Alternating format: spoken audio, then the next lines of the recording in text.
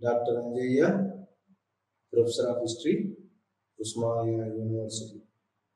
ఈరోజు మన టాపిక్ ఏంటంటే BHIC 131లో మొదటి లెసన్ ఏంటంటే sources of ancient Indian history, ప్రాచీన భారతదేశ చరిత్ర ఆధారాలు, చరిత్ర రచనకు కావలసిన ఆధారాలు. ప్రాచీన భారతదేశ చరిత్రకు రచనకు కావలసిన ఆధారాలను మనము రెండు భాగాలుగా విభజిస్తాం. ఒకటి రాయబడిన సోర్సెస్ అంటే లిఖితపూర్వకమైనవి, రెండవది అలిఖితమైనవి. అలిఖితమైనవి అంటే ఆర్కియాలజికల్ సోర్సెస్, లిఖితమైనవి అంటే లిటరరీ సోర్సెస్. ఈ రెండు సోర్సెస్ మన యొక్క చరిత్ర రచనకు, ప్రాచీన భారతదేశ చరిత్ర రచనకు ఇది బాగా ఉపయోగపడుతున్నాయి. ఈ రెండు భాగాలు, ఇది లిఖితపూర్వకమైన రచనలు, అలిఖితమైన రచనలు అంటే ఆర్కియాలజికల్ సోర్సెస్. ఈ రెండు భాగాలు మనకు ద్వారా మనం ప్రాచీన చరిత్రను మనం రాయగలుగుతాం. లేదంటే మనం ఆధారాలు లేకుండా చరిత్ర ఉండదు, ఆధారాలతోనే రాస్తాము. కాబట్టి ఆధారాలను, ఈ రెండు ఆధారాలు ముఖ్యమైనవి. ఒకటి లిటరరీ సోర్సెస్, ఆర్కియాలజికల్ సోర్సెస్. దాన్నే లిఖితపూర్వకమైనవి మరి అలిఖితమైనటువంటి ఆర్కియాలజికల్, పురాతన ఆర్కియాలజికల్ సోర్సెస్ అలిఖితమైనవి. వీటిల్లో ఏది ప్రైమరీ, ఏది సెకండ్ అంటే దీంట్లో సోర్సెస్లో కూడా, ఆధారాల్లో కూడా ముఖ్యమైన ఏంటంటే ప్రైమరీ, సెకండరీ అంటారు. ప్రైమరీ అంటే మొదటి సోర్స్, అంటే దానికి తిరుగు లేకుండా ఉన్నటువంటి మొదటి సోర్స్ ఏంటంటే ఆర్కియాలజికల్ సోర్సెస్. అంటే ఆర్కియాలజికల్ సోర్సెస్లో మూడు ముఖ్యమైనవి ఏంటి అంటే నాణాలు, శాసనాలు, మరి ఈ ఆర్కియాలజికల్ కట్టడాలు, మరి భూమిలో దొరికేటువంటి, ఇవి ప్రైమరీ సోర్సెస్ అంటారు. అంటే తిరుగు లేకుండా ఉన్నటువంటి మంచి ఆధారాలు.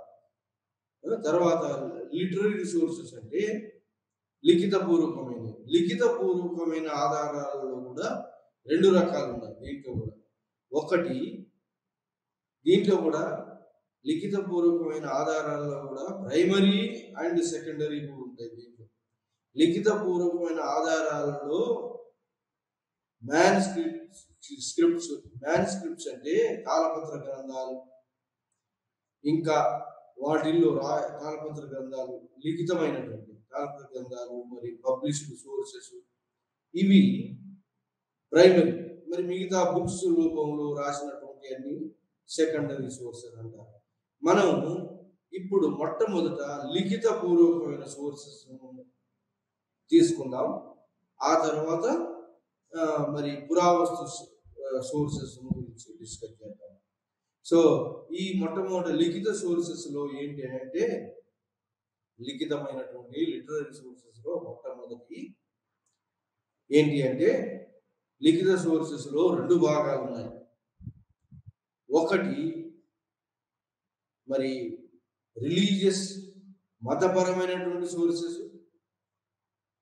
మరి మతపరం కానటువంటి సోర్సెస్. లిఖితపూర్వకంలో మతపరమైనటువంటి, మతేతరమైన ఇండియన్ సోర్సెస్ రెండు.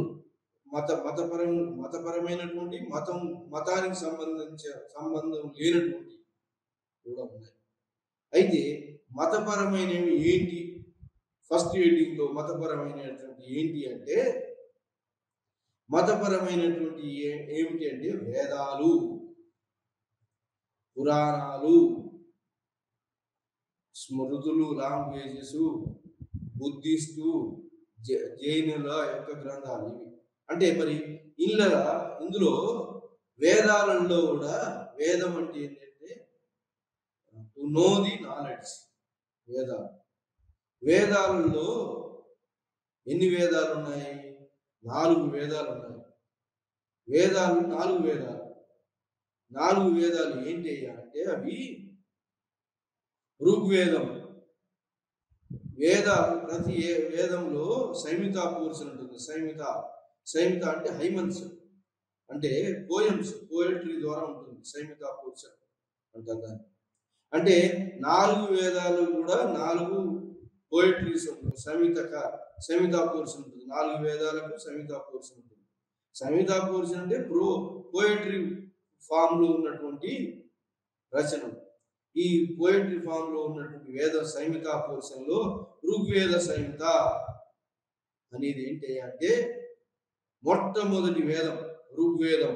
వేదాలు ఏంటి అంటే వేదాలు బ్రహ్మముఖం నుంచి వచ్చినటువంటి ఈ మానవులు లిఖించినటువంటి కావు. తర్వాత బ్రహ్మముఖం నుండి ఒక మానవునికి చెప్తే, ఆ మానవుడు ఇంకొక మానవునికి చెప్తే, ఆ తర్వాత కొన్ని జనరేషన్ తర్వాత రాయబడింది. ఇవి కంపైల్ చేయబడ్డాయి. కాబట్టి ఈ వేదాలు దీన్ని క్వశ్చన్ చేయాలి. అంటే దైవం నుంచి వచ్చినటువంటి అంటారు. దైవాంశం నుంచి వచ్చినటువంటి కాబట్టి దీన్ని ఎవరు క్వశ్చన్ చేయడానికి వీలు లేదు. కాబట్టి ఈ వేదాలలో మొదటి వేదం అంటే ఋగ్వేద సంహిత. ఋగ్వేద సంహితలో ఏముంటుందంటే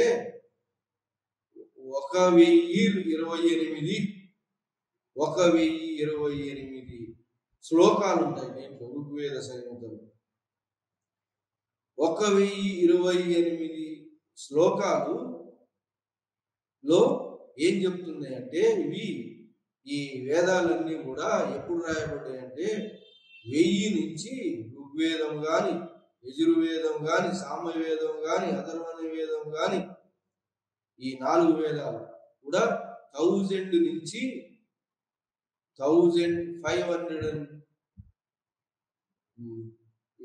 BC 500 BC 1000 BC నుంచి, అంటే BC 1000 బిఫోర్ క్రీస్తు పూర్వం 1000 నుంచి క్రీస్తు పూర్వము 500 వరకు రాయబడ్డాయి ఈ వేదాలన్నీ. ఈ వేదాలలో మొట్టమొదటి ఏదంటే ఋగ్వేదం. దాన్ని ఋగ్వేద సంహిత పోయట్రీ ఫామ్ లో ఉంటుంది. ఋగ్వేద సంహితలో 1028 శ్లోకాస్ ఉంటాయి. ఈ శ్లోకాస్ లో ఏం చెప్పబడుతుందంటే ఆర్యులు మొట్టమొదట ఎక్కడ సెటిల్ అయినారు, వాళ్ళ యొక్క సోషియో ఎకనామిక్ లైఫ్ ఏ విధంగా ఉంది, వాళ్ళు సప్త సింధు లోయలో ఎలా గడిపారు, ఇవన్నీ కూడా ఋగ్వేద సంహితలో పోయట్రీ ఫామ్ లో ఉంటాయి. ఋగ్వేద సంహిత. దాని తర్వాత ఉన్నటువంటిది ఏంటంటే సామవేద సంహిత. సామవేదం ఏంటంటే సంహితా పోర్షన్ సామవేదము ఏంటి అంటే సంగీత శ్రావణం ఉంటుంది. దాంట్లో సంగీతం ఉంటుంది, మెలోడీ సామవేద సంహిత. మరి సామవేదం తర్వాత మరి అధర్వణ వేదం ఉంటుంది. అధర్వణ వేదం అంటే రెండోది సామవేదం, మూడవది అధర్వణ వేదం. అధర్వణ వేదం అంటే మంత్రతంత్రాలు, మ్యాజిక్ స్పెల్స్ అండ్ చార్మ్స్, మంత్రతంత్ర వేదం. దీన్ని అధర్వణ వేదం అంటారు. మంత్రతంత్రాలు అంటే ఆర్యులు ట్రైబల్స్ తోటి మిక్స్ అవుతుంటే ట్రైబల్స్ యొక్క మంత్రతంత్రాలు కూడా దీంట్లోకి వస్తాయి. దాన్ని అధర్వణ వేద సంహితం అంటారు, సంహితా పోర్షన్. తర్వాత అధర్వణ వేదం తర్వాత మరి యజుర్వేదం ఉంటుంది. యజుర్వేదం అంటే యజ్ఞయాగాలు ఎలా చేయాలి బ్రాహ్మణులు అనేటువంటిది పోయటిక్ ఫామ్ లో ఉంటుంది. అది 4 వేదాలు. 4 వేదాలు కాకుండా 4 ఉపవేదాలు కూడా ఉన్నాయి. అవి ఏంటంటే ఉపవేదాలు, ది బ్రాహ్మణ పోర్షన్, అంటే బ్రాహ్మణులకు అవసరమైనటువంటిది 4 ఉంటాయి. ఇంట్లో బ్రాహ్మణులకు అవసరమైనటువంటి యజ్ఞయాగాలకు మరి రిచువల్కి సంబంధించిన బ్రాహ్మణ పోర్షన్ ఉంటుంది. అది కాకుండా బ్రాహ్మణ పోర్షన్ కాకుండా తర్వాత బ్రాహ్మణ పోర్షన్ అంటే సంహిత పోర్షన్, మొట్టమొదటిది సంహిత పోర్షన్, తర్వాత బ్రాహ్మణ పోర్షన్, రెండవది బ్రాహ్మణ పోర్షన్, మూడవది అరణ్యక పోర్షన్. అరణ్యక అంటే ఫారెస్ట్ టెస్ట్. 60 ఏళ్ల తర్వాత ఫారెస్ట్ లో పోయి జీవిస్తున్నటువంటి సన్యాసం పుచ్చుకోక ముందు మరి 4 ఆశ్రమ ధర్మాల్లో వనప్రస్థ ఆశ్రమంలో ఉన్నటువంటి 60 ఏళ్ల వృద్ధులు ఈ శిష్యులకు ఈ రిచువలిజం మీద, బ్రాహ్మణులు చేసే యాగాల మీద క్రిటిసైజ్ చేస్తున్నటువంటి అరణ్యక పోర్షన్, ఫారెస్ట్ టెక్స్ట్ అంటారు. ఆ తర్వాత ఉపనిషదిక్ పోర్షన్ అంటే ఏంటంటే భగవంతునికి భక్తునికి మధ్య వారధి. భక్తుడు భగవంతుని ఎలా చేరుకోవచ్చు అనే మార్గం చూపించేది ఉపనిషదిక్ పోర్షన్ అంటారు. అంటే అరణ్యక పోర్షన్ తర్వాత ఉపనిషదిక్ పోర్షన్. ఉపనిషదిక్ పోర్షన్ లో మరి భక్తుడు భగవంతుని ఏ విధంగా చేరుతాడు అనేటువంటి మార్గాలను చూపిస్తుంది. దాన్ని షడ్ దర్శనాలు అంటారు. దీనికి షడ్ దర్శనాలు ఉంటాయి. 6 దర్శనాల ద్వారా భక్తులు భగవంతుని చేర్చుకోవచ్చు అనేటువంటి ఉపనిషత్తు పోర్షన్ చెప్పబడుతుంది. దాంట్లోనే ఉపనిషత్తు పోర్షన్లు ఇంకేముంటాయంటే అతిథి దేవో భవ అనేది కూడా దాంట్లో ఉంటుంది. సత్యమే జయతే అనేది కూడా ఉపనిషత్తులో ఉంటుంది. అంటే సత్యం ఎప్పుడు గెలుస్తుంది. అతిదేవుడు కుటుంబం అంటే సకుటుంబం అందరూ కూడా, అన్ని కుటుంబాలు కూడా బాగుండాలనేటువంటి ధర్మం కూడా ఉంటుంది ఉపనిషత్తు పోర్షన్. సో ఈ విధంగా మరి ఉపనిషత్తు పోర్షన్లో ఉంటాయి ఈ మరి 4 ఉపవేదాలు, సంహిత పోర్షన్, బ్రాహ్మణ పోర్షన్, మరి అరణ్యక పోర్షన్, ఉపనిషత్తు పోర్షన్. ఉపనిషత్తు పోర్షన్ ఏంటంటే ముఖ్యంగా భక్తుడు భగవంతుని ఎలా చేరుకుంటాడు అనేది షడ్ దర్శనాలు 6 మార్గాల ద్వారా చేరుకుంటాడు అని చెప్తారు ఉపనిషత్తు పోర్షన్. ఒక మార్గం ఏంటంటే 6 మార్గాల్లో ఒక మార్గం ఏంటి అంటే మరి సాంఖ్య ఫిలాసఫీ, కపిల మహర్షి చెప్పినటువంటి సాంఖ్య మార్గం. అంటే ప్రకృతిలో పుట్టినటువంటి వాడు తప్పకుండా గిట్టక తప్పదు అని చెప్తాడు గౌతమ బుద్ధుడు కపిల మహర్షిని కాపీ చేసి సాంఖ్య పోర్షన్. మరి వైశేషిక కన్నడ మహర్షి చెప్పినటువంటి వైశేషిక పోర్షన్. వైశేషికలు ఏంటంటే మనిషి 4 పంచభూతాలతో చేయబడతాడు, 4 అంశాలతో చేయబడతాడు. పంచభూతం లేదు, 4 వాటితో చేయబడతాడు. దాంట్లో ఎర్త్, వాటర్, ఎయిర్, ఫైర్, ఈ 4 కలిసిపోయి చనిపోయిన తర్వాత దీన్ని ప్యూర్ మెటీరియలిజం అని అంటారు. కన్నడ మహర్షి చెప్పినట్టు. ఆ తర్వాత న్యాయ ఫిలాసఫీ గౌతమి. న్యాయ అంటే అనలిటికల్ ఎంక్వైరీ. నువ్వు అనాలిటికల్ గా ఎంక్వైరీ చేసినట్టయితే భక్తుడు భగవంతుని దర్శించుకోవచ్చు అని న్యాయ ఫిలాసఫీ చెప్తుంది. యోగ మార్గం అంటే ఏంటి? పతంజలి మహర్షి చెప్పినాడు యోగ మార్గం ద్వారా భక్తుడు controlling the body and mind ద్వారా భక్తుడు భగవంతుని చేరుకోవచ్చు అనేది 4వ మార్గం. 5వ మార్గమే మీమాంస, పూర్వమీమాంస అంటే రిచువలిజం. అంటే పూజా పునస్కారం ద్వారా, పూజల ద్వారా భక్తులు భగవంతుని చేరుకోవచ్చు అనేది పూర్వమీమాంస అంటారు. దాని తర్వాత పూర్వమీమాంసను జైమిని మహర్షి చెప్పాడు. ఉత్తర మీమాంసం ఉన్నది. ఉత్తర మీమాంసాన్ని ఎవరు చెప్పారంటే బదరాయన వ్యాసుడు చెప్పాడు. ఉత్తర మీమాంసంలో ఏంటి అంటే అనుష్ఠాన వేదాంతం అంటే మానవ సేవే మాధవ సేవ. అంటే మానవుని కనుక సేవించినట్టయితే భగవంతుని సేవించినట్టే. మానవునికి సేవ చేసిన వాడు మానవుడు అనేవాడు భగవంతుని స్వరూపుడే అని. కాబట్టి అతనికి సేవ చేసినట్టయితే భగవంతుని దర్శించుకోవచ్చు, మోక్షం పొందవచ్చు అని. ఇది 6 మార్గాల ద్వారా ఏదన్నా ఒక మార్గం నువ్వు నీ ఇష్టం ఉన్న మార్గాన్ని అనుసరించి మరి మోక్షం పొందు. మోక్షం అనేది అంటే ఏంటి? ఈ ఆత్మను పరమాత్మలో గలపవచ్చు. ఇవి కాకుండా ఈ ఆరు ఇది ఫిలాసాఫికల్ ప్రిన్సిపల్స్ కాకుండా, ఆత్మ పరమాత్మలు కలిసే మార్గాలు కాకుండా ఇంకా 6 వేదాంగాలు కూడా ఉన్నాయి. 6 వేదాంగాలలో ఒకటి శిక్ష. శిక్ష అంటే ఫోనెటిసిజం. చూడండి, ఇవి సైన్స్, ఏమేమో కల్పితాలు కావు. శిక్ష ఎట్లా ప్రొనౌన్స్ చేయాలి వర్డ్. ఎటమాలజీ అంటే word meaning, pronunciation, etymology word meaning, శిక్ష, ఎటమాలజీ వర్డ్ మీనింగ్.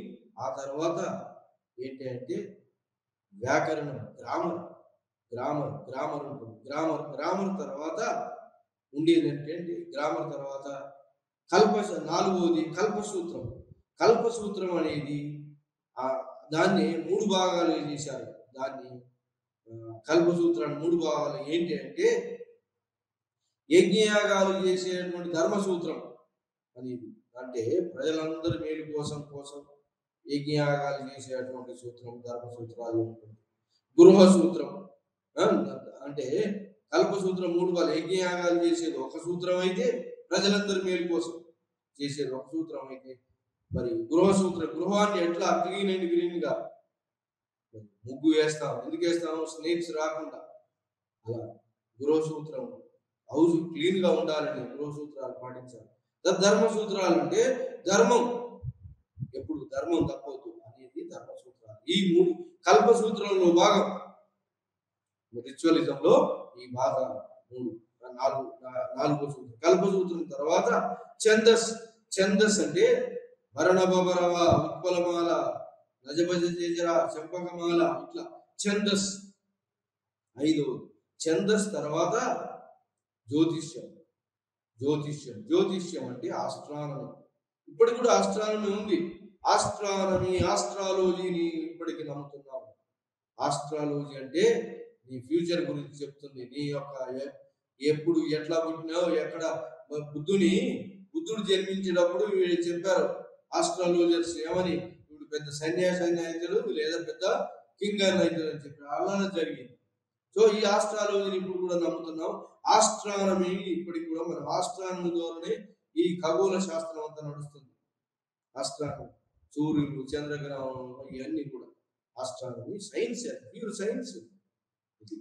ఇవి 4 వేదాంగాలు. 6 వేదాంగాలు ఉన్నాయి.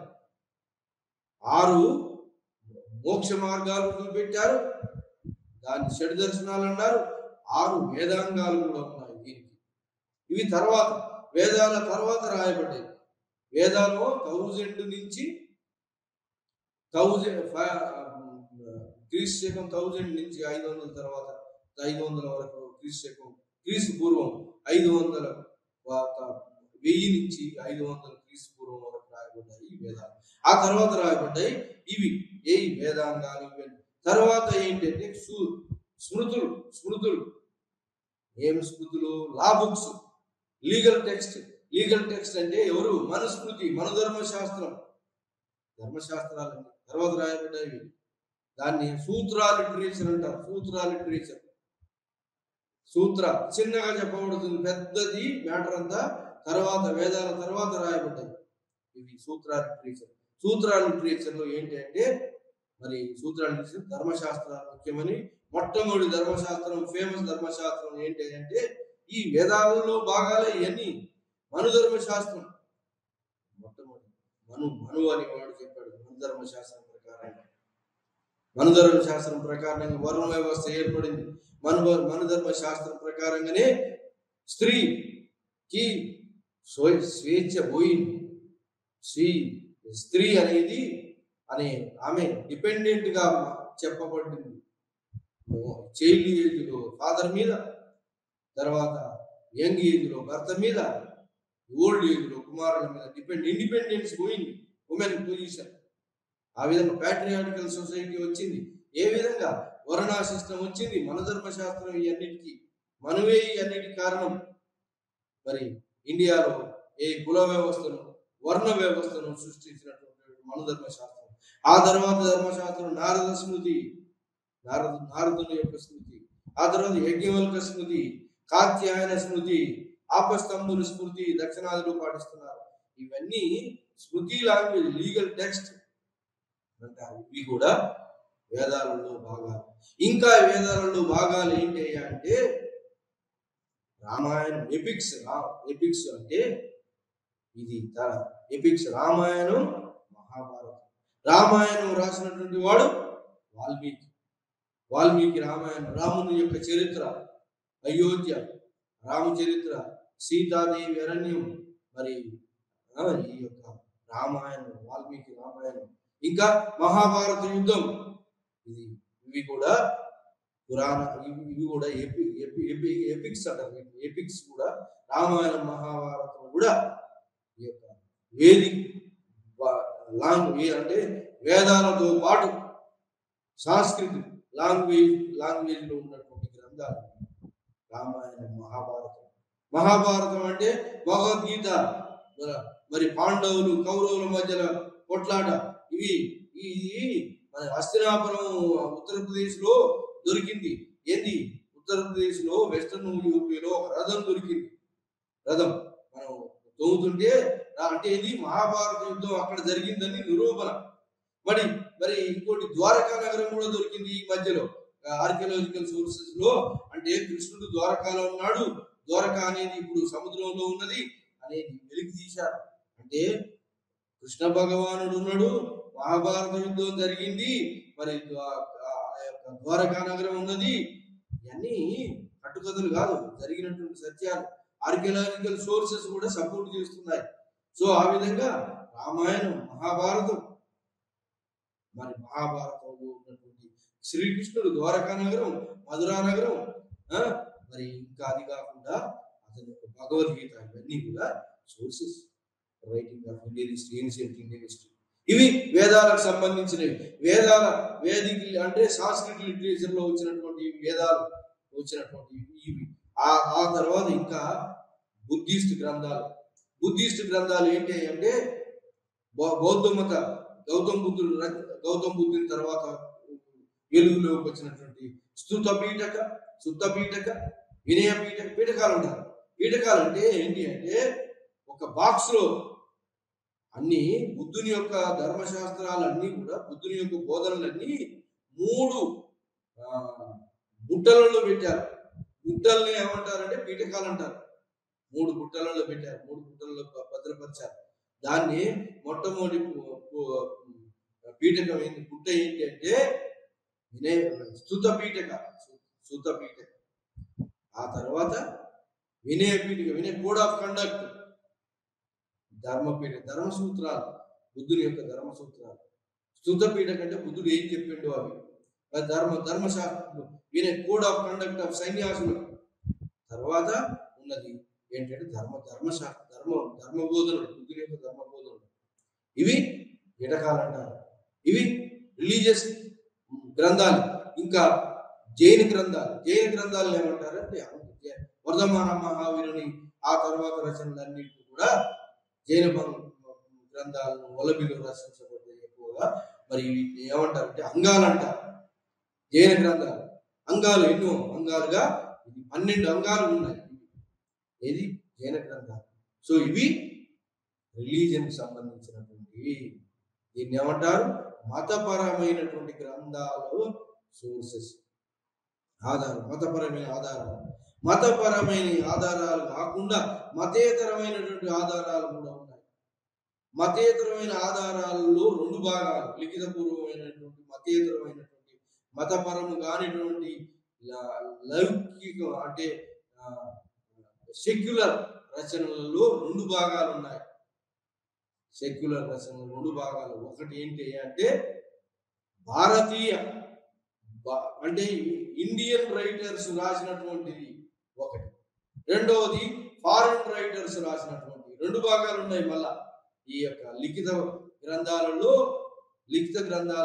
సెక్యులర్ గ్రంథాలలో మతపరమైన గ్రంథాలు 3 భాగాలు. ఇలా లిటరరీ సోర్సెస్ 3 భాగాలు, మతపరమైనవి, మరి ఇండిజినస్ ఇండియన్ సెక్యులర్ గ్రంథాలు, తర్వాత ఫారిన్ గ్రంథాలు. అంటే ఇప్పుడు ఇండిజినస్ గ్రంథాల్లో మొట్టమొదటి వాడు ఎవడయ్యా అంటే కౌటిల్యుని అర్థశాస్త్రము గొప్పది. కౌటిల్యుని అర్థశాస్త్రము గొప్పది, కౌటిల్యుని రాసినటువంటి. ఆ తర్వాత కౌటిల్యుని తర్వాత రాసినటువంటి గ్రంథాలు ఏంటి అంటే కౌటిల్యుడు రాసినటువంటి లిఖితపూర్వకమైన గ్రంథం అర్థశాస్త్రం కాకుండా బాణభట్టుని అరిసి చరిత్ర, అరిసిని గురించి బాణభట్టు రాశారు. మరి పృథ్వీరాజు రాసో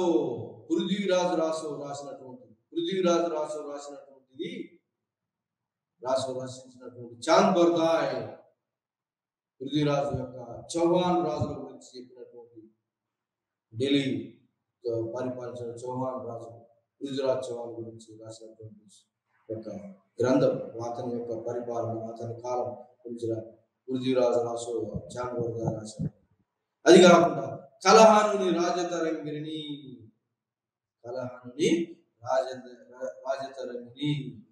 కాశ్మీరీ చరిత్రను తెలిపేటువంటి గ్రంథం కలహానుని రాజతరంగిణి. అవి కాకుండా విశాఖ దత్తుని ముద్రా రాక్షస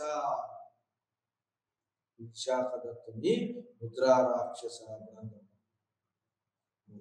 ఇంకా ఈ కాకుండా ఈ ఇండిజినస్ ఇవి కాకుండా బయోగ్రఫీస్, నావెల్స్, మరి ఇంకా ఉన్నాయి.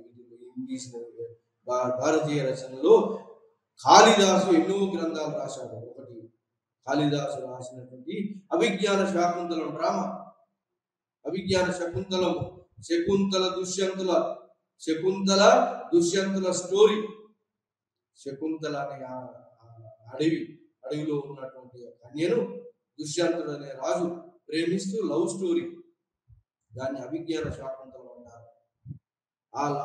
వాళ్ళ సంతానమే భరతుడు, మరి భారతదేశాన్ని పరిపాలించాడు భరతుడు అనేవాడు. సో ఆ విధంగా ఈ అభిజ్ఞాన శాకుంతలం గొప్ప గ్రంథం.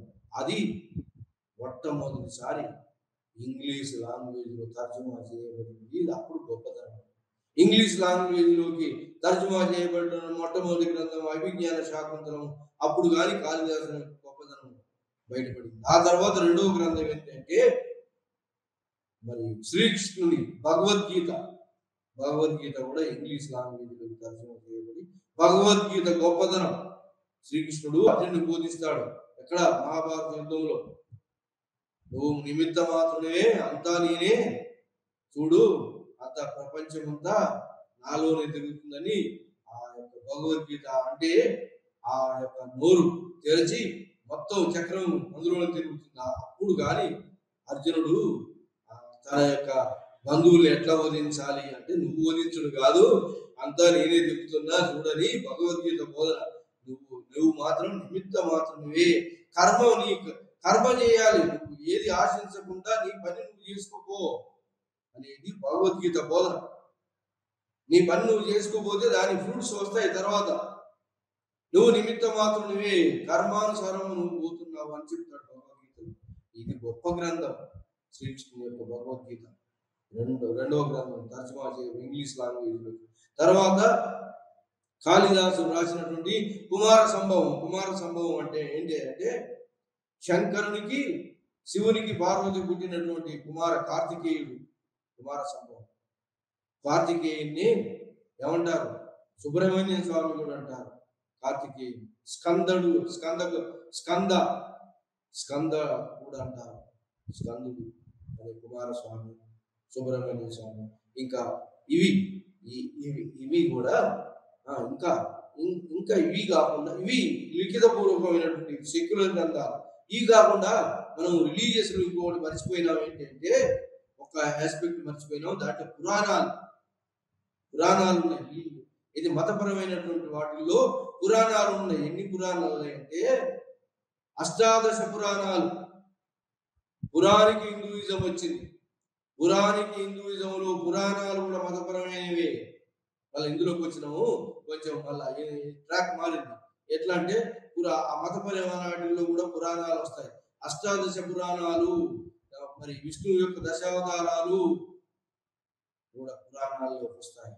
విష్ణువు లీలలు, శివుని లీలలు, శక్తి లీలలు, శక్తి పార్వతి, మరి లక్ష్మి, సరస్వతి, ఈ శక్తి ఒక పురాణిక హిందూయిజం కూడా మతపరమైనటువంటి, మరి ఇవి మతపరమైనటువంటి ఒక గ్రంథాలు. మతపరము కానటువంటి గ్రంథాలలో మనకు వచ్చిన కొన్ని మనం మతపరమైన గ్రంథాలలో వచ్చినటువంటి గ్రంథాలలో ఏంటంటే కాళిదాసుని మరి మేఘ సందేశంలో ఏంటంటే ఒక మేఘం ద్వారా తన యొక్క ఒకడు ఏం చేస్తాడంటే తన యొక్క దూరంగా ఉన్నటువంటి యొక్క తన భార్యకు తన యొక్క విరహాన్ని మేఘం ద్వారా పంపిస్తుంటాడు. దాన్ని మేఘ సందేశం. అద్భుతమైనది. మేఘంలో తన విరహాన్ని తన భార్యకు తన యొక్క ప్రేమను భార్యకు పంపుతుంటాడు. దాన్ని మేఘ సందేశం అంటారు. కాళిదాసు రచన. తర్వాత విశాఖదత్తుని ముద్ర రాక్షస కూడా ఉన్నది. ముద్ర రాక్షసులు ఏంటంటే మరి దీంట్లో కౌటిల్యుని నీతి ప్రకారంగా మరి ఎలా కుటిల నీతితోటి రాజ్యాన్ని ఆక్రమించవచ్చు అనేటువంటి చెప్పబడింది. అది కాకుండా ఇంకా ఏంటి అంటే ఉన్నటువంటి ఇండియన్ భాష 13 ప్లేస్ భాష 13 నాటకాలు భాష రచించినటువంటి తర్వాత ఇతర కాకుండా మరి ఇంకా రచనలు చేసినటువంటి ఇంకా ఏంటి అంటే భారతీయ రచనలు ఏంటంటే ఇంకా ఉన్నటువంటి భారతీయ రచనల్లో ఈ వీళ్ళలో ఎవరు ఈ శాతవాహనుల కాలంలో వచ్చినటువంటి రచనలు కూడా శాతవాహనుల కాలంలో హత్తికుంపుడు, శాతవాహనుల కాలం బృహత్కథ రాసినటువంటి ఆ శాతవాహనుల కాలంలో వచ్చినటువంటి రచనలన్నీ కూడా లిఖిత గ్రంథాలు ఇండియన్ సోర్సెస్ కిందకి వస్తాయి. మరి ఈ విధంగా మరి అవి కాకుండా ఇంకా ఏంటంటే శూద్రకుడు మృత్యకటిక శూద్రకుడు రాసిన మృత్యకటిక లవ్ స్టోరీ. కూడా ఒక పూర్వ బ్రాహ్మణుడు ఒక వసంత సేన అనేటువంటి నాట్యకథను ప్రేమిస్తుంటాడు. అది శూద్రకుడు మృత్యకటిక గ్రంథం. అది కాకుండా ఆర్యభట్ట రాసినటువంటి ఆర్యభట్టీయం అంటే ఖగోళ శాస్త్రం గురించి, మరి సూర్యగ్రహణం, చంద్రగ్రహణం, డిస్మల్ వాల్యూ చెప్పినటువంటి ఆర్యభట్టీయం కూడా మరి ఇండియన్ సోర్స్ కిందకి వస్తుంది. మరి ఈ విధంగా solar eclipse, lunar eclipse, decimal value, pi value, మరి ఈ యొక్క ఖగోళ శాస్త్రం గురించి చెప్పినటువంటిది ఆర్యభట్టుడు రాసినటువంటి ఆర్యభట్టీయం. తర్వాత వరాహమిహిరుని బృహత్సంహిత కూడా ఇండిజినస్ సోర్సే. వరాహమిహిరుని బృహత్సంహిత అంటే బృహత్సంహితలో అప్పుడు ఉన్నటువంటి యొక్క కాలాల గురించి, మరి ఖగోళ శాస్త్రం గురించి వరాహమిహిరుడు రాస్తారు. పంచసిద్ధాంతిక వరాహమిహిరుడు.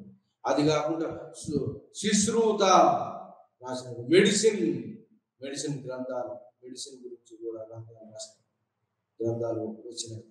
ఇవి పోయట్స్, డ్రామాసు, బయోగ్రఫీ తన రాజులు రాసుకున్నటువంటి బయోగ్రఫీసు, ల్యాండ్ గ్రాంట్స్ ఇచ్చినప్పుడు రాజులు ప్రశస్తి, మరి హరిసేనుడు రాసినటువంటి ప్రశస్తి, మరి చంద్రగుప్తుని గురించి చంద్రగుప్తుని గురించి అతని దండయాత్ర గురించి ప్రశస్తి హరిసేనుడు రాసినటువంటి. ఇది లిటరరీ సోర్సెస్, భారతీయ సోర్సెస్. వాటిల్లో ముఖ్యమైన కౌటిల్యుని అర్థశాస్త్రం. తర్వాత ఏన్షియంట్ ఇండియాను, ప్రాచీన భారతదేశం రాయడానికి ఇంకా ఎన్నో లిఖితపూర్వమైన రచనలు ఉన్నాయి. అవి కాకుండా ఫారిన్ లిటరేచర్ ఏంటి అంటే ప్రాచీన భారతదేశానికి పెరిప్లియస్ ఆఫ్ ఎరిత్రియన్ సీ అనేవాడు ఎలా అనానమస్ తెలియనటువంటి నావికుడు ఎలా సముద్ర మార్గం ద్వారా ఇండియా చేరుకోవచ్చు అనేటువంటి రాశాడు. హెరిక్లియస్ ఆఫ్ ఎరిత్రియన్ సీ అని. ఆ తర్వాత టాలమీ అనేవాడు జాగ్రఫికల్. ఆ టాలమీ జాగ్రఫీ ఏదే సూర్య కేంద్రం కాదు, భూకేంద్ర సిద్ధాంతం. అంటే భూమి చుట్టూ అన్ని గ్రహాలు తిరుగుతుంటాయి. ఆ జాగ్రఫీ అది ఎప్పటిదాకా కోపర్నికస్ దాకా నమ్మారు. అది టాలమీ జాగ్రఫీ. దాని తర్వాత పాయియాన్ రచన, ఈ యొక్క పాయియాన్ గ్రంథాలు ఎవరి కాలంలో వచ్చిన? గుప్తుల కాలంలో వచ్చిన పాయియాన్, చైనీస్ పిలిగ్రిమ్స్, పాయియాన్ రచనలు. గ్రీకు రచనలు, అలెగ్జాండర్తో పాటు వచ్చినటువంటి వాళ్ళు రచనలు, గ్రీకు రచనలు, ఫారినర్స్. గ్రీకు రచనలు మొట్టమొదటి వాడు మెగస్తనీస్ ఇండికా. మౌర్యుల కాలంలో ఉన్నటువంటి ఫారిన్ రైటర్ మెగస్తనీస్, వాడు ఇండికా గ్రంథాన్ని రాశాడు. మౌర్యుల కాలంలో మెగస్తనీస్ ఇండికా. ఇంకా గ్రీక్ అలెగ్జాండర్తో పాటు వచ్చినటువంటి వాళ్ళు మరి చైనీస్ యాత్రికులు పాయియాన్, యువాన్ చువాంగ్, చైనీస్ పిలిగ్రిమ్, ఇత్సింగ్, వీళ్ళు ముగ్గురు కూడా. అది వీళ్ళు కాకుండా ఇంకా ఎవరంటే అల్బెరన్, అల్మసూది అనేవాడు వచ్చాడు. ఆ తర్వాత మార్కో పోలో వచ్చాడు, ఇటాలియన్ యాత్రికుడు. వాడు భారతదేశం యొక్క సిరి సంపదను వెస్టర్న్ వరల్డ్ తెలియజేస్తే ఆ గ్రంథం ఆధారంగా నూతన ఆవిష్కరణ చేయడం జరిగింది. పశ్చిమ దేశాలు నూతన మార్గాలు కనిపెట్టాయి మార్కో పోలో రచనలు. ఆ విధంగా మరి పోర్చుగీస్ రచనలు, ఇటాలియన్ రచనలు, ఇవన్నీ ఫారెన్ లిటరేచర్ అంటారు. ఫారెన్ విదేశీయ రచనలు. మరి ఈ యొక్క దేశీయ రచనల్లో మరి ఆ దేశ రచనలు ఇంకా అముక్తమాల్యద, శ్రీకృష్ణదేవరాయల కాలంలో, ఎర్లీ మిడివల్ ఇండియాలో. సో ఈ విధంగా రాయబడ్డటువంటి గ్రంథాలు. ఇంకా దండిని దశకుమార చరిత్ర, మరి భారతీయ గ్రంథం దండిని దశకుమార చరిత్ర. ఎవరి గురించి చెప్తుంది? ఇది మరి పల్లవుల గురించి చెప్తుంది దండిని దశకుమార చరిత్ర. మరి ఈ యొక్క పల్లవరాజు మహేంద్రవర్మన్ రాసినటువంటి మత్త విలాస ప్రాసన కూడా ఉంది. సో ఈ విధంగా ఏన్షియంట్ హిస్టరీకి ఇవన్నీ లిటరరీ సోర్సెస్. ఇవి కాకుండా ఫారిన్ సోర్సెస్ అయిపోయినాయి, ఇండిజినస్ సోర్సెస్ అయిపోయినాయి. మత గ్రంథాల్లో మరి సంస్కృత వైదిక మత గ్రంథాలు, బుద్ధిస్ట్ మత గ్రంథాలు, మరి జైనిస్ట్ మత గ్రంథాలు, మరి పురాణాలు, ఇవన్నీ కూడా లిటరరీ సోర్సెస్ సంబంధించినటువంటివి. అంటే లిఖిత పూర్వకమైన ఆధారం. లిఖిత పూర్వకం కానటువంటి ఆధారం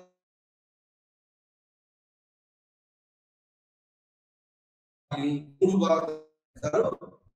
అలిఖితమైనటువంటి ఒక ఆర్కియాలజికల్ సోర్స్, పురావస్తు ఆధారాలను మూడు భాగాలుగా చేస్తాను. వాటిలో ముఖ్యమైనది ఏంటి అంటే కాయిన్స్ అంటే నాణాలు.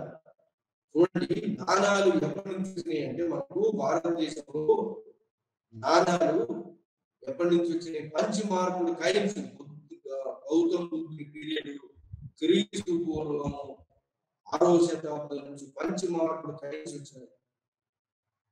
ఇవన్నీ కూడా ఎట్లా కార్బన్ మెథడ్ అని ఇంకో మెథడ్ ద్వారా వయసు, ఈ యొక్క ఆర్కియాలజికల్ సోర్స్ యొక్క వయసును తెలుసుకుంటారు. సైంటిఫిక్ వేలో కార్బన్ అనాలిసిస్ ద్వారా తెలుసుకొని ఈ పీరియడ్, ఈ యొక్క పొరలను బట్టి, ఆ యొక్క చెక్క యొక్క పొరలను బట్టి, లేదా ఆ యొక్క దాని కార్బన్ అనాలిసిస్ ద్వారా ఏజ్ నిర్ణయిస్తారు. దాంట్లో మొట్టమొదటి కాయిన్స్ అంటే పంచమార్కుడు కాయిన్స్ మొట్టమొదటి. ఆ తర్వాత కాయిన్స్ కుషాన్ పీరియడ్ లో గోల్డ్ కాయిన్స్ వచ్చినాయి, విరివిగా వచ్చినాయి. కుషాన్ రాజు కాలంలో గోల్డ్ కాయిన్స్ వచ్చినాయి. గోల్డ్ కాయిన్స్ కాకుండా రాజు యొక్క ప్రతిమ ఒకవైపు, అతని యొక్క అలవాట్లు, అతను పూజించే ప్రతిమలు, దేవతామూర్తులు, అతని యొక్క అలవాట్లు, ప్లేయింగ్ వీణ ఇట్లాంటి యొక్క కూడా బొమ్మ పురుషు వైపు యొక్క లిఖిత కైన్స్ మీద రాయబడ్డాయి. అంటే నాణ్యాల మీద, నాణ్యాలనే ముఖ్యమైన సూచన. అన్ని యూనిఫామ్ గా లేవు నాణ్యాలు. మొట్టమొదటి పంచమార్కుడు కైన్స్ వచ్చినాయి, తర్వాత కుషానుల కాలంలో గ్రీకులతో వచ్చినాయి మనకు కైన్స్. Greek కైన్స్, gold కైన్స్. గ్రీకుల ద్వారా మనం గోల్డ్ కైన్స్ తెచ్చుకున్నాం. గ్రీకుల యొక్క కైన్స్ ముద్రణ మనం బాగా మనం నేర్చుకున్నాం. గ్రీకుల ద్వారా భారతదేశంలోకి కైన్స్, స్పష్టమైన కైన్స్ అలెగ్జాండర్ దండయాత్రతో వచ్చినాయి. ఆ తర్వాత కుషానుల కాలంలో గోల్డ్ కైన్స్ వచ్చినాయి. గ్రీకులతోటి గోల్డ్ కైన్స్ వచ్చినాయి. రోమన్ గోల్డ్ కైన్స్ సప్లై చేశారు. వెరీ ప్లేస్ ఆఫ్ ఎరిట్రియన్సీ అని చెప్తుంది. గ్రీకులు రోమన్లు గోల్డ్ కైన్స్ ఇక్కడ ఇచ్చి వేరే మన వస్తువులు తీసుకుపోతున్నాయి. రోమన్ గోల్డ్ కైన్స్ వచ్చినాయి.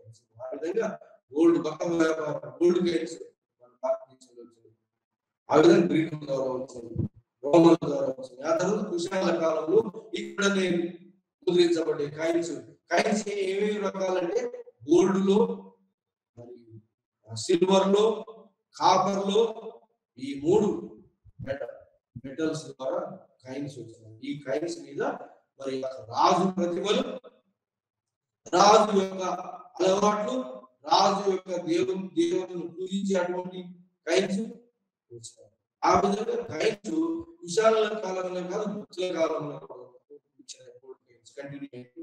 ఆ తర్వాత గోల్డ్ కాయిన్స్ తక్కువైపోయి కాపర్ కాయిన్స్, మరి సిల్వర్ కాయిన్స్ కూడా వచ్చాయి. సో లోకల్ వాడుకోవడానికి copper coins, silver coins, gold coins తగ్గిపోయినాయి. కాయిన్స్ సర్క్యులేషన్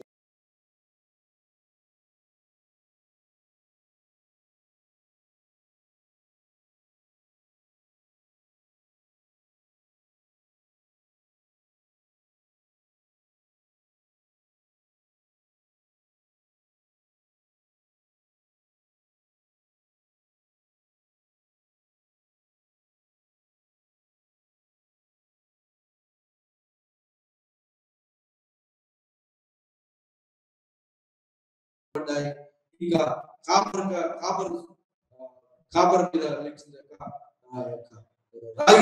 రాయి వాటి మీద నిలిపించబడ్డాయి. రాళ్ళ మీద అశోకుని శాసనాలు, నెంబర్ ఆఫ్ శాసనాలు. అశోకుడు శాసనాలు, ఎన్నో శాసనాలు చెక్కించాడు, రాళ్ళ మీద చెక్కించాడు. కాపర్ కాయిన్స్ మీద చెక్కించాడు అశోకుని శాసనాలు విరివిగా. దాంతో అశోక సామ్రాజ్యం ఇంత పెద్దదా, అశోకుడు ఇంత గొప్పవాడా, అశోకుని బోధనలు అన్ని కూడా శాసనాలు.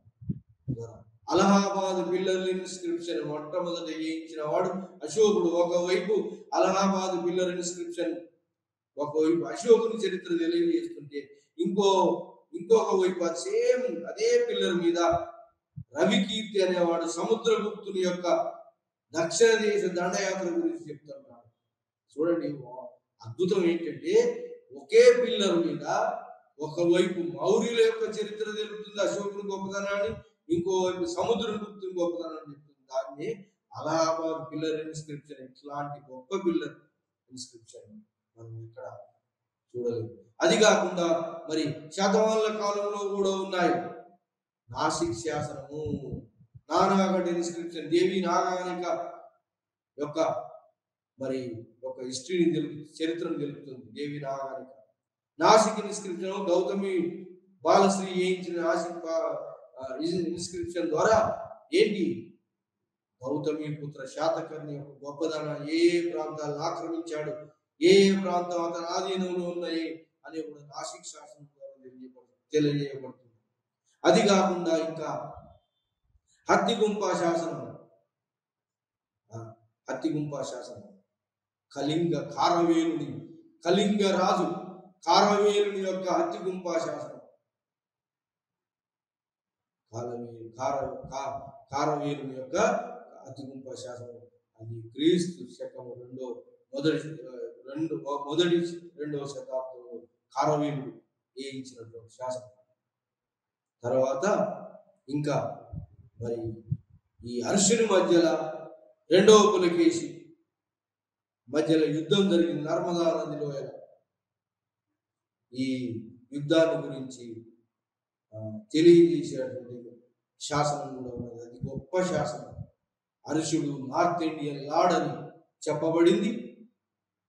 నార్త్ ఇండియన్ లార్డ్ను జయించినానని చెప్పి పులకేసి జయించినటువంటి శాసనం నర్మదా నదిలో గొప్ప శాసనం ఇది. ఇలా శాసనాలు ఇవే కాకుండా ల్యాండ్ గ్రాంట్స్ ఇచ్చి బ్రాహ్మణులకు, ఎవరెవరికి ఇచ్చారు? బ్రాహ్మణులకు ఇచ్చారు. మరి టెంపుల్స్ కి ఇచ్చారు. మరి ఆఫీసర్స్ కి, గుప్తుల కాలం, అర్జున్ కాలంలో ఆఫీసర్స్ కి ఇచ్చారు. ఈ ల్యాండ్ గ్రాంట్స్ ను మరి ఈ యొక్క ప్రతి రాజు దగ్గర ఈ యొక్క శాసనాలు రచించడానికి ఒక లేఖకుడు ఉండేవాడు. ఆ లేఖకం ద్వారా రాజు యొక్క ఉత్తరాలు సబార్డినేట్స్ చేరడం, మరి ఆ రాజు ఏ దానాలు చేస్తున్న ఆ దానాలను లిఖించబడటం, బ్రాహ్మణులకు ఇచ్చేటువంటి కానీ, టెంపుల్స్ కి ఇచ్చేటువంటి కానీ, ఆఫీసర్లకు ఇచ్చేటువంటి కానీ, ప్రతి రాజుల కాలంలో ప్రతి యొక్క రాజుల కోర్టులలో ఈ యొక్క లేఖకులను మెయింటైన్ చేసి శాసనాలు రాయించబడ్డాయి. సో ఈ విధమైనటువంటి శాసనాలు బాగా ఉపయోగపడతాయి. అవి కాకుండా ఇంకా మనకు ఈ శాసనాలు ఎక్కడ అంటే టెంపుల్స్ వాల్స్ మీద ఉన్నాయి. మరి చూడండి, మెహరోలిలో ఐరన్ పిల్లర్ మీద, కుతుబినార్ పక్కన మెహరోలి ఐరన్ పిల్లర్ మీద చంద్ర అనే రాసింది. చంద్రగుప్త టు విక్రమాదిత్యుని కాలంలో నవరత్నాలు ఉన్నారు, కవులు, నవరత్న కవులు రాసిన ఆ కాలంలో శాసనం ఏంటంటే ఐరన్ పిల్లర్ మీద, ఇది కుతుబినార్ పక్కన ఐరన్ పిల్లరు 66 అడుగుల ఎత్తు, ఎన్నో టన్నుల బరువు ఉన్నట్టు ఐరన్ పిల్లర్ మీద చంద్రగుప్త టు అనే వాడు రచించిన శాసనం ఉన్నది. ఆ శాసనం అంటే ఇది ఈ యొక్క చంద్రగుప్త విక్రమాదిత్యుని కాలంలో ఉన్నటువంటి నవరత్నాలు రాసినటువంటి లిఖిత గ్రంథాలే కాకుండా ఈ శాసనాలు కూడా. సో ఈ విధంగా శాసనాలు అనేవి చరిత్రకు ఆధారాలు. ఇవి కాకుండా, శాసనాలు కాకుండా ఇంకా ఏంటి ఆధారాలు అంటే మరి ఆర్కియాలజికల్స్. సో మరి భూమి లోపల, భూమి దొంగుతుంటే వెళ్ళినటువంటి అవే సింధు లోయ నాగరికత. సింధు లోయ నాగరికత ఎప్పుడు బయటపడ్డది అంటే, ఎప్పుడు బయటపడ్డది? 1921-22లో sir Marshall archaeological director general గా ఎలివేట్ చేయబడ్డ తర్వాత సర్ దయారాం అనేవాడు, ఆర్జి భండార్కర్ అనేవాడు, మన ఇండియన్ ఆర్కియాలజిస్టులు దాన్ని తొమ్మిది. ఎప్పుడు ఇది మొట్టమొదటి బయటపడదంటే, మన ఢిల్లీ నుంచి లాహోర్ రైలు మార్గం వేస్తుంటే, ఎప్పుడు బ్రిటిషర్స్ రైలు మార్గాలు 1853 నుంచి ఇండియాలో రైలు మార్గాలు వేశారని చెప్పారు. బాంబే నుంచి మొట్టమొదటి రైలు మార్గం బాంబే, మహారాష్ట్రలో వేయబడింది. సో ఆ విధంగా బాంబే టు తానా. సో అలా రైలు మార్గాలు విస్తరించేటప్పుడు ఢిల్లీ టు లాహోర్ రైలు మార్గం వేసేటప్పుడు ఈ యొక్క హరప్ప, మోహంజదారో అనే సింధువులో నాగరికత, హరప్ప, మోహంజదారో 2 సిటీలు బయటపడ్డాయి. దాన్ని కన్నింగ్హామ్, సర్ జాన్ మార్షల్ కన్నా ముందు ఆర్కియాలజికల్ డైరెక్టర్ ఉన్నటువంటి కన్నింగ్హామ్ పీరియడ్ లో బయటపడ్డాయి. మొట్టమొదటి బయటపడ్డది కాబట్టి హరప్ప అన్నారు. మోహంజదారో అంటే మౌంట్ ఆఫ్ ది డెడ్, అంటే ఒక అంతస్తు మీద ఒక అంతస్తు, అంటే బాగా డెల్టా సాయిల్లో ఎప్పుడు వరదలు వచ్చి కొట్టుకపోతుంటది, కొట్టుకపోయినప్పటికీ మళ్ళా వచ్చి సెటిల్ అవుతుంటారు పబ్లిక్. ఆ విధంగా మౌంట్ ఆఫ్ ది డెడ్ అంటారు దాన్ని. మోహంజదారో 2 బయటపడ్డాయి. మొట్టమొదటిది హరప్ప అని, తర్వాత మోహంజదారో. 2 క్యాపిటల్స్, 600 మైళ్ళు 600 square kilometres north western part of ఇండియాలో యొక్క సింధు నాగరికత, సింధు, జీలం, చినాబ్, రావి, బియాస్, సట్లెజ్, సింధు లోయ, సింధు ఉపనదుల మధ్యలో ఈ యొక్క సింధు లోయ నాగరికత బయటపడింది. ఈ తవ్వకాల వల్ల ఎప్పుడు ఈ బ్రిటిష్ ఈ యొక్క సర్జాన్ మార్షల్ కింద ఉన్నటువంటి ఆర్జీ భండార్కర్, దయారాం సామ్ వీళ్ళు మన ఇండియన్ ఆర్కియాలజిస్ట్ తవ్వకాల వల్ల బయటపడింది. ఇది పురావస్తు ఆధారాలు తవ్వకాల వల్ల బయటపడ్డవి. పురావస్తు ఆధారాల ద్వారా మనం చరిత్రను, ఇప్పుడు సింధు లోయ నాగరికత అంతా కూడా లిఖిత పూర్వకమైన ఆధారం లేదు, దానికి ఏదో బొమ్మల లిపి ఉంది కానీ ఇంతవరకు ఎవరు చదవలేదు. బొమ్మలు సింధు లోయ నాగరికత ఏమిటి, దేనికి సమకాలీనం అంటే మెసొపొటేమియా నాగరికతకు ఈజిప్ట్ నాగరికతకు సమకాలికం.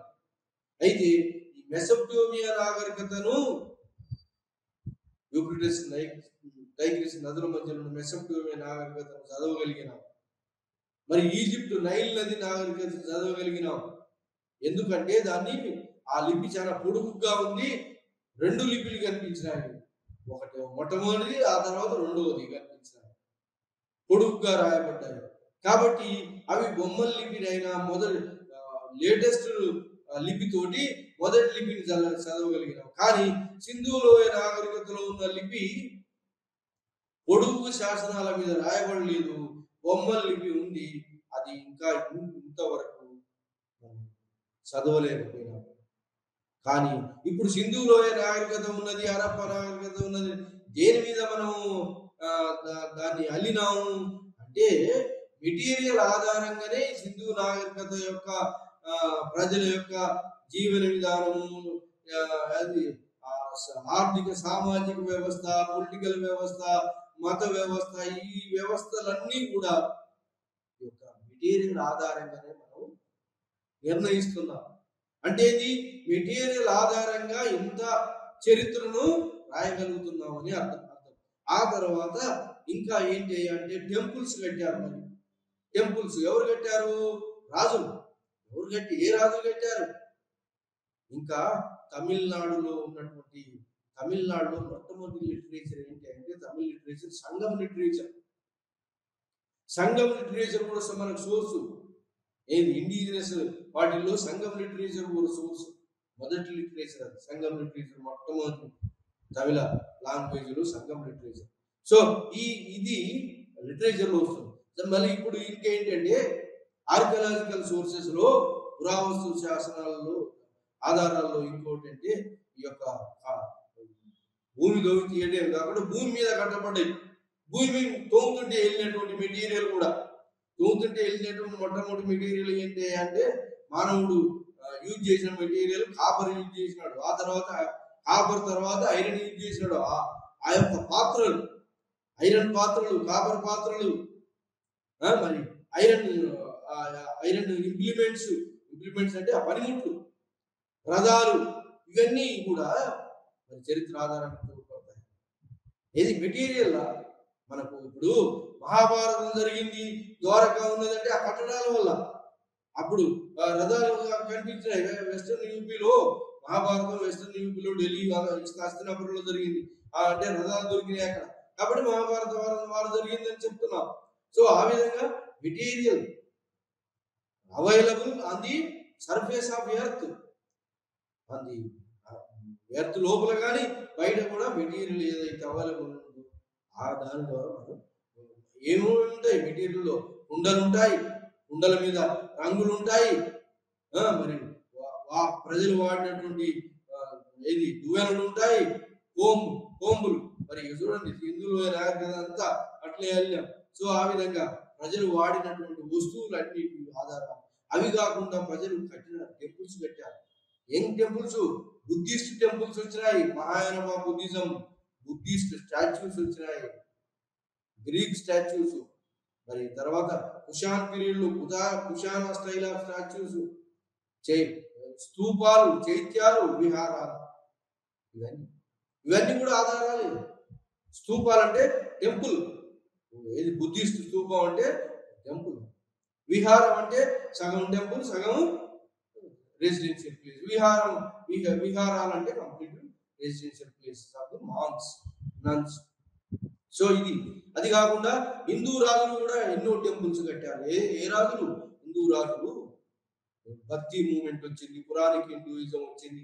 పురాణిక్ హిందూయిజం తోటి మరి అంతకుముందు వైదిక బ్రాహ్మణిజాన్ని వదిలిపెట్టి పురాణిక్ హిందూయిజంలో భక్తి ద్వారా భక్తుడు ముక్తి పొందవచ్చు, భగవంతుని చేరుకోవచ్చు అని చెప్పి ఇమేజ్ వర్షిప్ వచ్చింది. ఇమేజ్ల మీద సబార్డినేట్ ఇమేజ్, వర్ణ వ్యవస్థ ఎట్లా ఉందో అట్లా సబార్డినేట్ ఇమేజెస్ కూడా ఉన్నాయి. సబార్డినేట్ ఇమేజెస్ మరి ముఖ్య డైటీస్ కు గుళ్ళు కట్టారు. గుళ్ళు అంటే గుడులు కట్టారు. ఆ గుడులనే గోపురాలు, గుడుల మీద గోపురాలు వచ్చినాయి. ఏ కాలంలో వచ్చినాయి? పురాణిక హిందూయిజంలో విష్ణువుకు, మరి శివునికి, పార్వతికి, దుర్గాకు. సో ఇవన్నీ శక్తి వర్షిప్, శివ, కాలముఖ శివ, ఇవన్నీ కూడా గుళ్ళు. ఎవరి కాలంలో వచ్చాయి గుళ్ళు? పల్లవుల కాలంలో, చాళుక్యుల కాలంలో, మరి చోళుల కాలంలో, మరి నార్త్ ఇండియాలో కూడా గుళ్ళు గుప్తుల కాలం నుంచి మొదలైనాయి. శాతవాహనుల కాలం నుంచి, శాతవాహనుల తర్వాత శాతవాహనుల కాలంలో బుద్ధిస్ట్ కట్టడాలన్నీ వచ్చినాయి, బుద్ధిస్ట్ స్తూపాలు వచ్చినాయి. తర్వాత మరి నాగార్జున కొండలో పరిపాలించిన యొక్క వీళ్ళు ఎవరు? నాగార్జున కొండ పరిపాలకుల కాలంలో నాగార్జున కొండలో హిందూ టెంపుల్స్ వచ్చినాయి. సో ఆ విధంగా రాజుల కాలంలో టెంపుల్స్ కట్టారు. టెంపుల్స్ గుప్తుల కాలంలో హిందూ టెంపుల్స్ వచ్చినాయి. ఈ Hindu temples, Hinduism temples, Buddhism temples, మరి మౌంట్ ఆబు జైనిస్ట్ టెంపుల్స్, శ్రావణ బెల్గోల పెద్ద జైన విగ్రహం. ఈ విగ్రహాలన్నీ కూడా ఈ హిందూయిజం, జైనిజం, బుద్ధిజం అన్ని కట్టడాలన్నీ కూడా భారతదేశంలో రాజుల కాలంలో రాజులు, మరి యొక్క మంత్రులు, మరి ల్యాండ్ లార్డ్స్, ఇవన్నీ అందరు బ్రాహ్మణులు కూడా వీళ్ళకు టెంపుల్స్ ద్వారా వాళ్ళకి ఆధిపత్యం వచ్చింది. భక్తి, హిందూయిజం, తర్వాత తాంత్రిసిజం, ఇవన్నీ వీటి వల్ల మదర్ గాడెసెస్, ఎన్నో మదర్ గాడెసెస్ వచ్చినాయి. ఈ విధంగా టెంపుల్స్ కల్చర్ వచ్చింది. టెంపుల్స్ కూడా sources of the reconstruction of the ancient Indian history. ఈ విధంగా టెంపుల్స్ కూడా సోర్సెస్. మరి టెంపుల్స్ మొట్టమొదటి కాలంలో నాగార్జున కొండను పరిపాలించిన వాళ్ళు ఎవరు? ఈ నాగార్జున కొండలు పరిపాలకులు కాలంలో మొదలైనవి. ఆ తర్వాత గుప్తుల కాలంలో మొదలైనవి.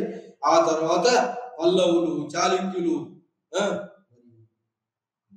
రాష్ట్రకూటులు, చోళులు, రాజపుత్రులు, గుప్తులు, హర్షులు, మౌర్యుల కాలంలో అయితే అంత బుద్ధిస్ట్ స్తూపాలు వచ్చాయి. మౌర్యుని సారనాథ్ పిల్లర్, శాంచి స్తూపం మౌర్యుల కాలంలో వచ్చింది. సారనాథ్, అశోకు ధర్మ చక్రం, లైన్ క్యాపిటల్స్, ఇవన్నీ కూడా చరిత్ర రచనకు ఆధారాలు. వాళ్ళ యొక్క ఇవన్నీ కూడా చరిత్ర రచన కాలం, ఆ కాలంలో ఉన్నటువంటి రచనలు ఒకదాని మీద లేవు. అముక్తమాల్య అడ్మినిస్ట్రేషన్ మీద, మరి కౌటిల్య అర్థశాస్త్రం, పొలిటికల్ ఎకానమీ, పాలిటీ ఎట్లా నడపాలి, అడ్మినిస్ట్రేషన్ ఎట్లా నడపాలి, ఎకానమీ ఎట్లా నడపాలి, ఇవన్నీ గ్రంథాలు, అడ్మినిస్ట్రేటివ్ గ్రంథాలు అయితేంది, మత గ్రంథాలు అయితేంది, ఇవన్నీ కూడా చరిత్ర రచనకు ఆధారాలుగా తోడ్పడుతున్నాయి. సో ఈ విధంగా మరి ప్రాచీన చరిత్రను రాయడానికి లిటరరీ సోర్స్ అని, ఆర్కియలాజికల్ సోర్స్ అని. లిటరరీ సోర్సును మనము 3 భాగాలు చేసినాం. మతపరమైనవి, ఇండిజినస్ సోర్స్ అని, మరి ఫారెన్ సోర్స్ అని. అదే విధంగా ఆర్కియలాజికల్ సోర్సెస్ కూడా 3 భాగాలు చేసినాం. కాయిన్స్, మరి ఎపిగ్రాఫీ, శాసనాలు అని. ఆ తర్వాత మెటీరియల్, ఆర్కియలాజికల్ టెంపుల్స్, మరి ఈ పురావస్తువు యొక్క తోకాల వల్ల వచ్చింది. ఈ విధంగా మనం సోర్సెస్ గురించి బాగా కంప్లీట్గా చదివినాం. Thanks to